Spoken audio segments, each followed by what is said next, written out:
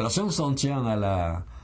aux lois de la gravitation simples, les lois de la gravitation de Newton, on sait que la force de gravitation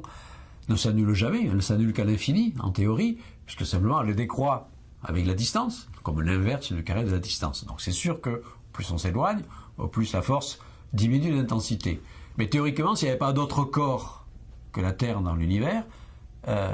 tout corps sentirait la gravitation, l'influence de la Terre. Voilà. Bon, on sait que ce n'est pas le cas. L'une des raisons essentielles, c'est parce que, évidemment, il y a d'autres corps dans l'univers qui ont leur propre pouvoir gravitationnel, leur propre champ d'attraction gravitationnelle, et on peut passer d'une zone d'influence gravitationnelle à une autre.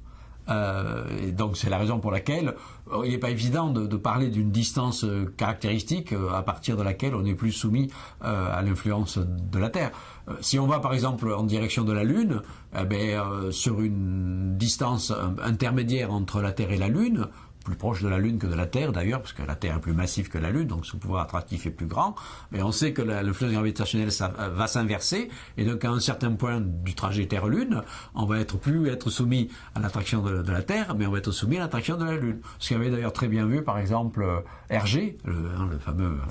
auteur de bande dessinée de Tintin, dans sa bande dessinée de la Terre à la Lune, qui a été faite bien avant les voyages astronautiques, il avait déjà compris cela, et on voit effectivement au cours du voyage